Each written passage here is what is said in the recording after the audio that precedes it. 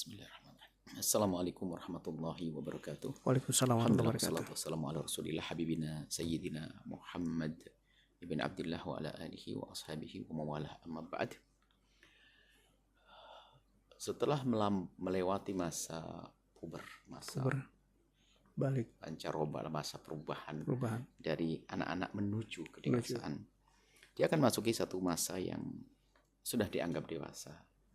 17, 18, 19, usia kampus lah, anak-anak kuliah. Biasanya muncul di saat semacam ini adalah, kalau tidak kita cermati, kesombongan yang tak terkontrol. Ada banyak hal yang menjadikan seperti itu, karena mungkin dia dari SMA sudah menjadi mahasiswa, atau sudah mulai tampak kemandirian, mungkin sudah mulai punya usaha, dan lain sebagainya. Sudah merasa bahwa dia sudah gede. Maka di sini seorang tua harus berbeda memperlakukan mereka. Artinya peraturan-peraturan yang selama ini kita tegakkan untuk anak-anak usia tamyiz atau kemudian menjelang puber, itu harus kita evaluasi kembali apakah itu masih harus kita tegakkan. Jika kemarin kemana harus kita antarkan, mungkin sekarang kamu sudah bisa berjalan sendiri. Kalau kemarin waktu di pondok dijemput, mungkin sudah mulai pulang sendiri dengan rombongannya dan sebagainya. Dan banyak hal. Mungkin beli apapun sudah nggak usah dianterin. Bisa ini. Artinya banyak hal ya. Karena dia sudah mulai dewasa. Bahkan di saat itu, pelajaran pertama bagi anak-anak itu untuk memasuki, atau bukan pelajaran pertama, artinya hal yang utama untuk dihadirkan bahwasanya mereka harus sadar telah masuki masa dewasa, umur dewasa. Jadi yang perlu disadarkan kepada mereka tentang kedewasaan itu kayak apa sih? Apakah dewasa itu bebas? Apakah dewasa itu seenaknya? Ini kan sebab kadang kedewasaan itu dianggap sebuah kebebasan. Orang tua nggak usah ikut-ikutan deh. Saya sudah gede. Sampai mungkin seorang anak tiba-tiba kirim ke ayahnya, kenapa sih ayah kok masih ikut campur? Kita sudah besar loh ya, sudah kuliah ayah. Allah, ada. Sampai ayahnya menangis, kenapa anakku tiba-tiba berkata semacam ini? Kesombongan tiba-tiba muncul. Naudzubillah. Dan kami ingatkan kepada para anak ya, kalian sudah menjelang dewasa, emosi umur begini, kita sudah bisa diajak bicara ini. Anak-anak semacam ini sudah ngerti. Ingat, kalau anak dengan orang tua yang tidak punya adab, durhaka, kehancuran ia ambil. Ia pilih kehancuran. Dengan orangnya tidak beradab, dengan orang tua yang seenaknya. Insyaallah, naudzubillah. Nah, usia-usiamu, wahai anak-anakku yang umur 17, 18, 19, usia kampus, hati-hati. Di sini biasanya muncul sikap sifat yang congkak. Sudah tidak mau lagi minta petunjuk pada orang tuanya. Tentunya pelajaran yang kemarin harus masih kita ingat. Di saat anak mulai memasuki usia puber, usia kedewasaan itu, maka kita harus semakin dekat. Karena Anda akan mengalami ini. Nah, kegagalan kita di saat itu, maka akan menemukan hari ini anak sudah tidak mau lagi komunikasi dengan ayahnya, apalagi dianggap ayahnya sudah. Kita semuanya punya wawasan dong. Saya kan punya akal. Saya kan di kampus, kuliah. Saya bisa. Baik. Bagaimana menyikapi anak-anak semacam ini? Anda bicara dengan dia sesuai dengan usianya dia, kedewasaannya dia. Kemudian juga karena dia merasa dewasa, maka dewasakan. Dia merasa bisa, ya anggap bisa. Makanya kebisaannya itu kita arahkan, kita tangkap kebisaannya. Bagaimana menangkap bisa yang ia duga, menangkap besar yang ia anggap terhadap dirinya. Nah, ini gimana? Sekarang dia bangga dengan apa sih? Berpikir, saya kan bisa berpikir, oke. Sekarang di rumah langsung kita panggil, saat berada di rumah, kita utamakan di kita, sayang, kamu sudah gede, sudah dewasa, coba kira-kira pendapatmu rumah ini gimana agar ini sudah mulai dianggap. Itulah dia mulai terpesona bahwasanya, aku mulai didengar omonganku, aku mulai tertarik. Jangan perlakukan dia seperti anak kecil, seolah tidak punya pendapat. Biarpun seorang anak itu berpendapat dengan orang tuanya, sebenarnya malu kalau tidak diminta. Ya. Akan tapi di saat diminta, maka hendaknya dia beradab. Dan di saat seperti itu, seorang anak itu akan tumbuh malahan. Ya, banyak aku dianggap di sini itu berguna. Dan tolong ini bertanya sungguhnya, dan idenya adalah kalau seandainya kita tidak cocok pun, nah ini bukan langsung kita mentahkan. Dia suruh berargumentasi tentang keinginannya, kemudian suruh, dan kita juga ajukan kalau seandainya begini sayang bagaimana. Jangan dipatahkan dia, coba. Dia berpikir, suatu itu dia akan merubah diri. Nah, artinya obrolan kita dengan dia sudah mulai diskusi, bukan sekedar memberi nasihat, akan tapi sudah kita mulai mendengar juga dari dia. Bahasa lain, dengarlah, dia akan mendengar.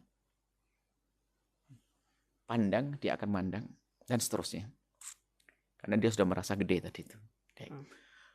Nah, kemudian termasuk ini masalah banyak hal yang sangat sensitif dan sangat rumit adalah di saat urusan hati, asmara, cinta, dan segala macam ini. Alhamdulillah. Ini kalau sudah mulai membangkang di kelas umur begini ini ya sudah parah. Artinya yang banyak adalah sudah nggak peduli pada orang tuanya. Maka pendidikan dari awal itu untuk menemukan di saat-saat anak sudah pengen mandiri, ini akhirnya seolah sudah nggak mau mendapat orang tua, nggak mau dengan orang tua dan sebagainya. Nah, dan juga biasanya ini adalah buah daripada pendidikan di masa pancaroba tadi. Di masa puber tadi. Sehingga di sini ada tampak kepatuhan dan sebagainya. Tapi apapun bentuknya, oke lah, kita menemukan di saat ini adalah mereka punya sifat semacam itu. Nggak mau diatur, bersama sebagai mahasiswa. Sudah bisa, mandiri, gede, campur ayat, sebagainya. Bagaimana? Maka kita membangun komunikasi dengan tadi. Kita melihat kedewasaannya. Jangan lupa. Yang selama ini ia aku, ia bisa. Ya sudah, itu kita tanggap. Dia bisa gini, oke. Kita besarkan. Selagi itu positif kan.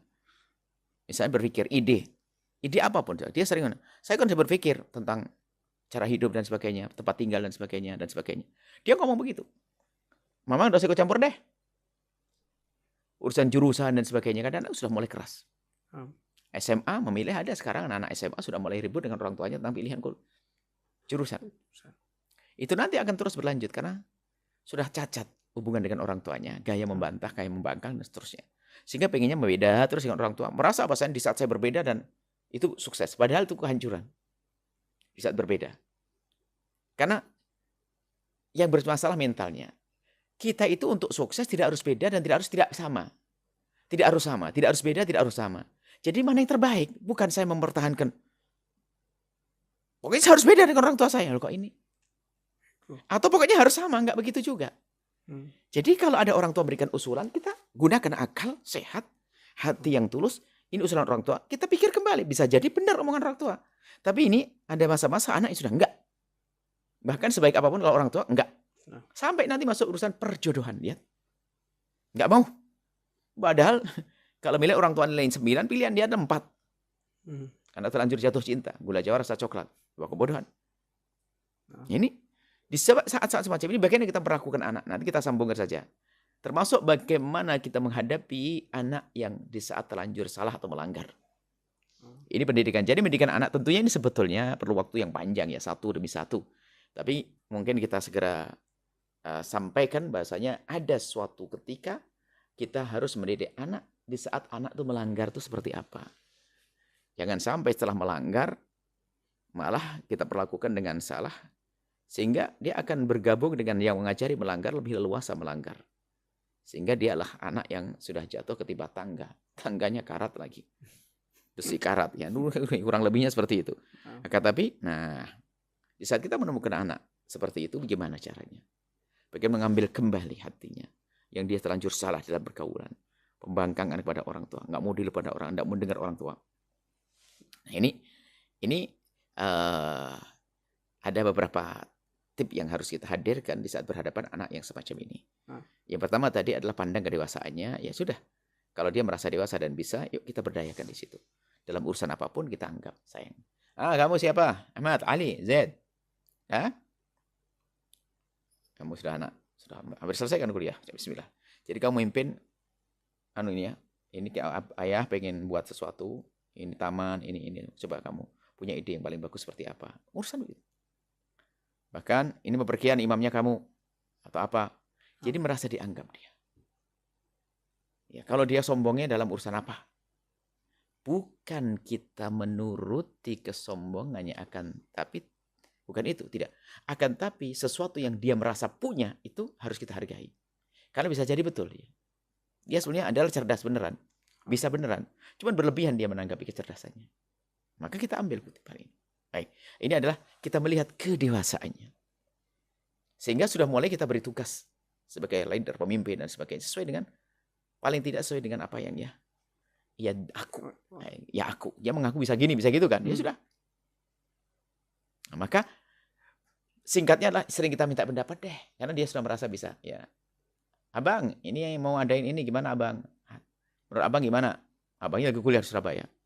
Dia merasa dianggap begitu. Mulai kembali dia.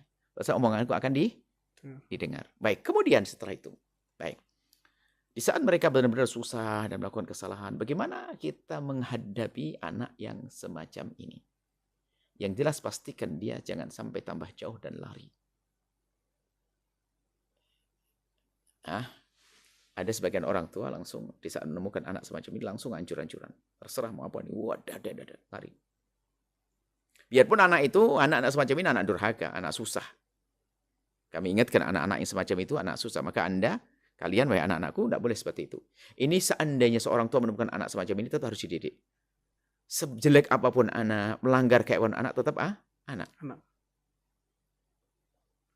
Tetap anak. Dan sebagai orang yang memang sudah berjuang, ya mereka nggak merasa takut, nyantai aja. Akan tapi dia merasa punya tanggung jawab sebagai pendidik itu saja, sebagai seorang ayah. Sehingga anak yang bandel, anak yang badung dan sebagainya, kita harus berlakukan dengan cara khusus. Yang jelas anak itu durhaka kepada orang tuanya, iya. Dia nggak benar, dia daftar sengsara dan sebagainya. Cuma sebagai orang tua di hadapan Allah kita tanya, apa yang kau lakukan kepada dia? Supaya tidak terus berlarut dia di dalam ketidakbaikan yang selama ini ia tekuni. Ia lakukan. Nah, maka di sini adalah bahasa lain adalah mendidik anak di saat melanggar. Yang jelas pastikan dia tidak semakin jauh. Dia nakal. Tapi kita rubah nakal haram menjadi nakal halal. Nah, di sini, yang jelas jangan dia semakin lari dari kita. Memang sisi lain sebagian anak dungu ya, kalau kita bicara anak dungu, kalau anak cerdas ya. Di saat menemukan orang tuanya mulai sabar, malah dia tambah dijelas. Ini memang kedunguan ya, orang dungu repot. Nanti babnya lain.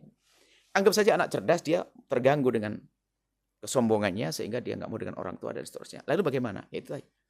Oke, yang kedua adalah bahwasanya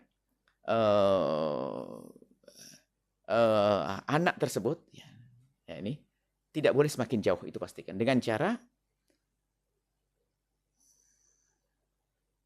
misalnya, mohon maaf,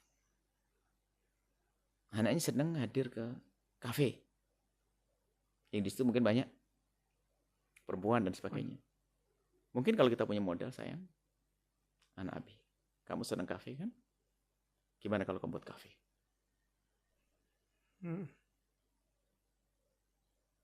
Tapi yang ada nuansa dakwahnya gimana? Pasti anaknya orang beriman, pasti dia semangat untuk beriman. Apa saja, sekarang apa sih yang dia tekuni? Yang jelas jangan langsung jangan begitu, ini nggak benar itu semuanya. Memang anak itu sudah nggak benar dia, akan tapi nggak boleh kita sebut gitu. Tetap anak adalah anak kan begitu. Jadi tolong anakmu tetap anakmu. Dan jangan doakan jelek, mohon maaf. Jangan doakan, jangan mengutuk anak. Oh jadi benar tuh. Jangan doakan, jangan mengutuk anak.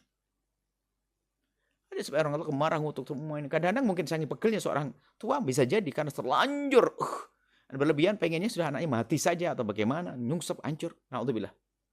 Jangan mengucapkan kalimat apapun. Kalau hati Anda bergolak, berkecamuk dengan bermacam-macam hal, tetap keluarkan kalimat yang baik. Kurang lebih seperti ini dulu. Baik, Masya Allah. Alhamdulillah, terima kasih banyak Buya. Jangan di saat menemukan anak melanggar, jangan biasa mengutuk. Mencaci, mendoakan yang jelek. Dan ini memang termasuk berat sekali, sangat berbeda jika kita menghadapi anak kita kecil melakukan kesalahan, mudah memaklumi. Ini ada satu perasa bagi orang tua ini kadang-kadang di saat semacam ini nggak gampang memaafkan. Makanya sengaja kami hadirkan di sini. Kenapa?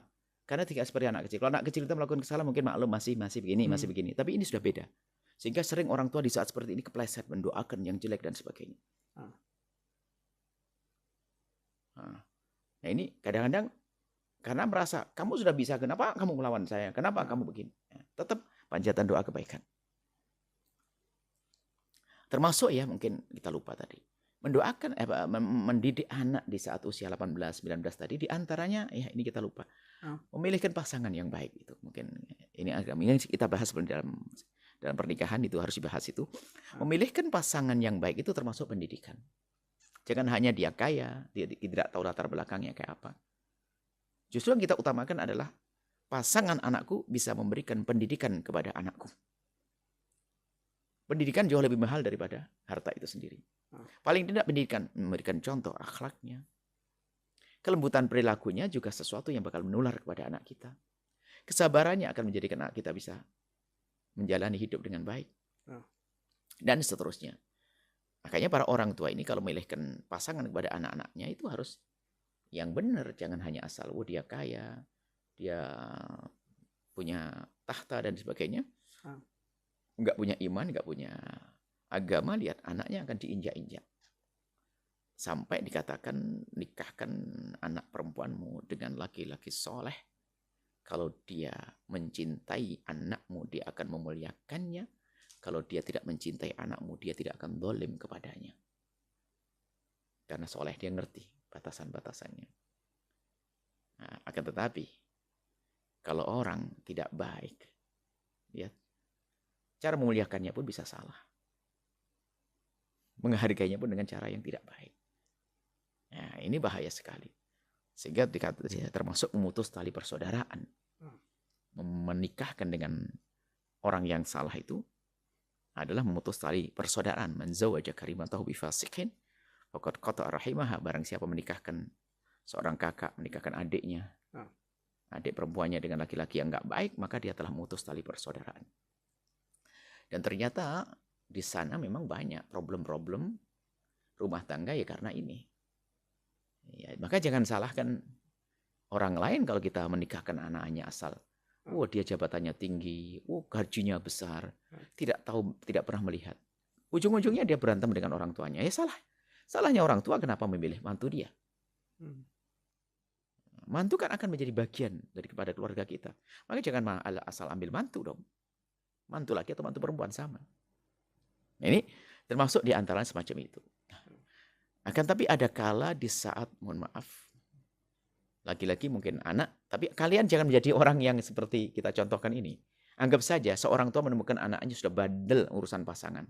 Tidak mau diarahkan. Bagaimana menghadapi anak semacam ini? Menghadapi anak yang semacam ini. Ya, kami pastikan anak itu juga benar dia. Dia telah membuang kebahagiaannya. Dengan keras kepalanya, memilih pasangan sesuai yang ia sukai, harus melanggar orang tuanya. Ini salah, jelas. Ini pendidikan lain, pendidikan berbakti. Ini anak bodoh dia. Jelas anak bodoh, anak dungu. Anak semacam ini. Kenapa? Dia membuang orang tuanya mendidik dari kecil demi orang yang baru dikenal. Masya Allah. Kalau tidak dungu, apalagi sifat semacam itu. Kami sampaikan, dungu. Akan tapi orang tua nggak boleh mendungu-dungkan dia. Ini pendidikan ya. Saya ngomong dungu itu karena apa? Bagaimana orang tuanya? Yang menerima pun dungu. Seandainya ada seorang perempuan meninggalkan orang tuanya demi laki-laki ini. Laki-laki menerima ini harus dungu juga. Kenapa? Kok mau sama perempuan yang nggak ngerti bakti sama orang yang telah berjasa dari kecil? Ini alamat bisa durhaka di kedepan hari. Kan begitu? Nah, kurang lebih semacam itu. Baik, ini urusan anak. Kita tidak bahas urusan anak. Ini pembahasan bakti orang tua. Sudah kami bahas dengan detail. Kita bicara tentang orang tua. Bagaimana kalau kita menghadapi anak semacam ini? Oke, dia melakukan pernikahan yang tidak Anda. Mungkin orang yang tidak ada suka dan seterusnya. Ayo, ini tantangan bagi Anda. Apa yang hendaknya lakukan? Apa menurut dia telah menjadi pasangan buat anak-anak Anda. Tidak perlu kita menyimpan dendam berkepanjangan. Ambil, rangkul, selesai. Selesai. Ya, kita besarkan hati. Sudah. Bukan langsung dendam, nggak mau terima sampai kapanpun, sampai cucunya pun nggak mau ditengok dan sebagainya. Masa dendam sama mantu? Ya, oke, salah. Tapi itu yang kami maksud. Kalau sudah salah, jangan malah ditendang. Semakin jauh, kan begitu? Memang dia salah. Tapi sebagai orang tua nggak begitu. Ini banyak kejadian semacam ini. Kalau sudah nggak setuju Sampai kapan? Sampai mantunya itu selalu dimusuhi, lihat, sampai lihat cucu apa orang tua semacam itu? Ini makanya pendidikan anak di saat melanggar ini ternyata ini unik sekali. Tingkat pelanggarnya kayak apa, macam-macam. Pertama, jangan mudah mencaci, mengolok, mendendam dan seterusnya. Termasuk pasangan, ya. Ya Anda ambil, itu menantu Anda, apapun cucu-cucu Anda. Dibenahi, bisa saja menjadi lebih baik.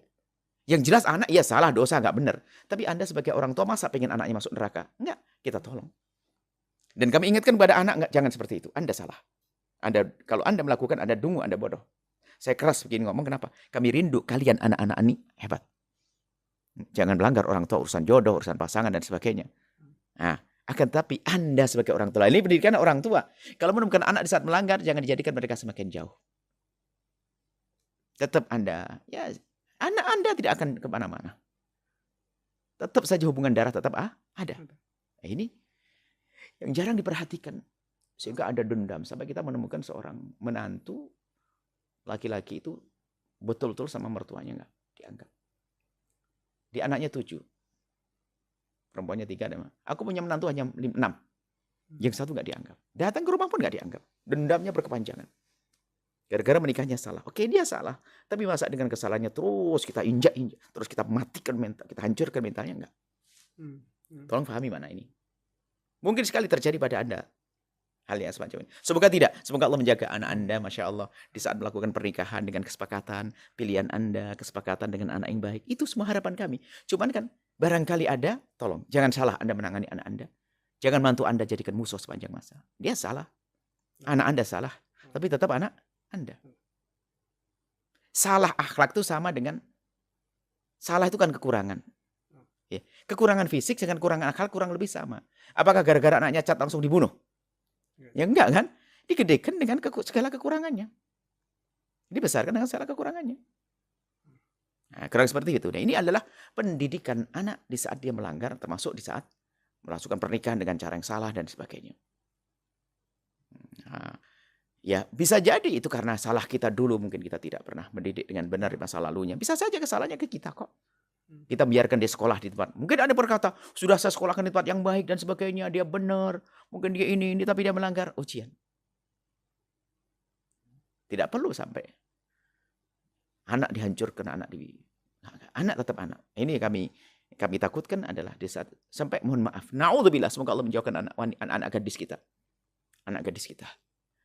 Ini mungkin na'udzubillah, anak kita terjaga, semoga terjaga. Ada suatu orang, mohon maaf, anaknya hamil di luar nikah.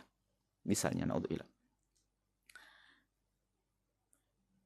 Orang tua ini menyelamatkan anak dengan cara yang salah. Biasanya diusir. Yang nangkap siapa kira-kira? Yang menghamili.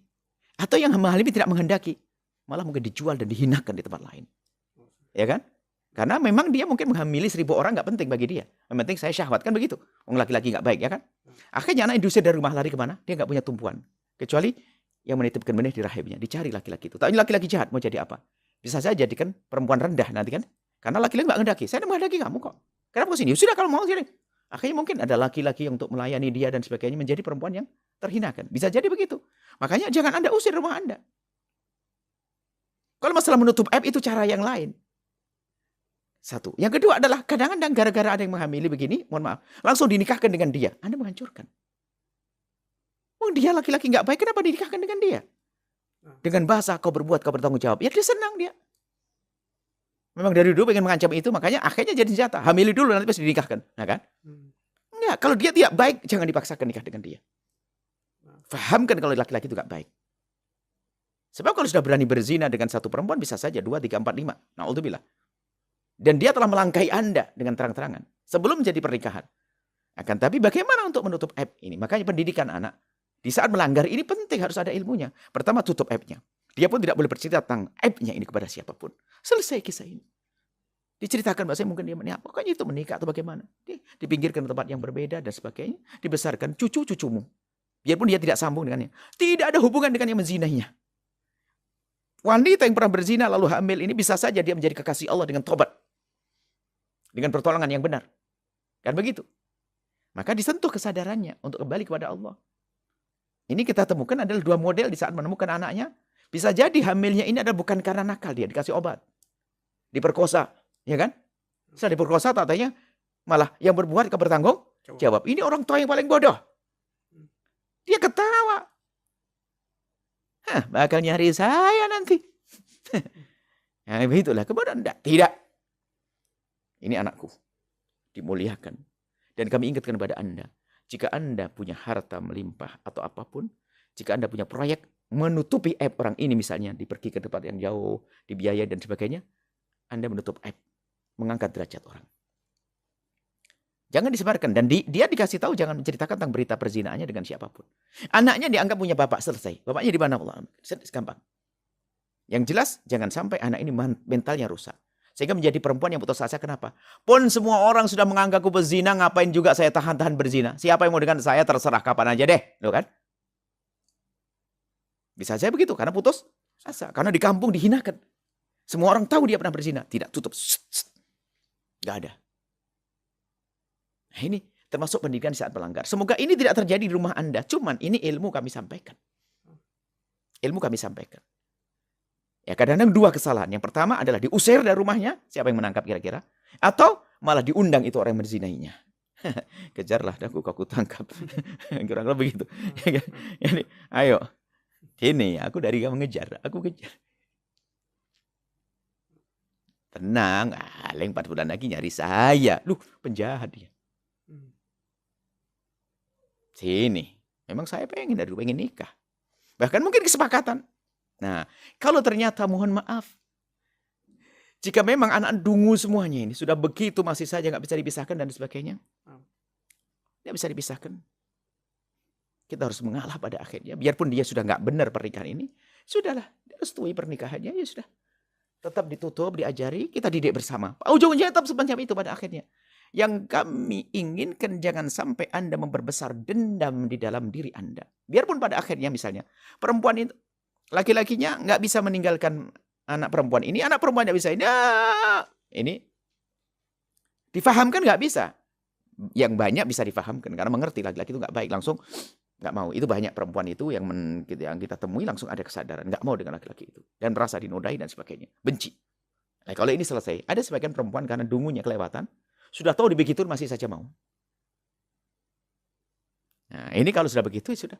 Kalau dibiarkan tetap saja dia melakukan kehinaan daripada kehinaannya lebih jauh lagi, ya sudah biarkan. Bahasa lain daripada nakal haram lebih baik nakal halal. Masya Allah. Kurang lebih semacam itu. Ini terakhir bagaimana di saat menghadapi anak semacam itu. Dan sebenarnya diskusi harus panjang masalah ini karena sebetulnya yang paling banyak itu yang perlu kita hadirkan contoh. Kayak apa sih? Kadang nggak sadar kalau saya itu ternyata salah di saat anak saya melanggar. Nah, mengusir anak dan sebagainya, ya enggak? Ketemu temannya di gardu.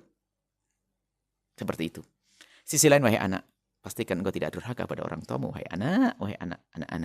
Ini pendidikan lain. Kita cari kajian kami tentang berbakti pada orang tua. Insya Allah, kalian mendengar itu, wahai anak yang soleh, solehah, kamu akan selamat. Ini kami bicara tentang orang tua. Gitu. Baik, Masya Allah, alhamdulillah Bu ya. Kita sampai pada kesimpulan dan doa keberkahan. Baik, kesimpulannya adalah waspada. Semoga anak-anak Anda tidak tergolong anak yang melanggar. Ini harapan kami. Akan tapi jika ada yang anaknya melanggar, pastikan anak Anda tidak semakin jauh. Satu, dan jangan kutuk anak-anak dengan mendoakan dengan doa-doa jelek. Kemudian setelah itu, Anda harus banyak mengalah tentang urusan anak-anak Anda. Artinya harus betul-betul kita berkomunikasi dengan cara yang berbeda. Jangan sampai kita salah dalam menangani mereka. Jangan sampai mereka semakin jauh. Baik, itu saja insya Allah. Dan semoga Allah menjaga keluarga kita, anak-anak kita, kehormatan mereka dijaga oleh Allah. Dan semoga semuanya panjang umur, sehat, bahagia di dunia hingga di akhirat. Yang anaknya diuji dengan ketidakpatuhan, semoga setelah ini menjadi anak yang patuh. Berbakti pada orang tua. Panjang umur, sehat, afiat, husnul khotimah. Al-Fatihah.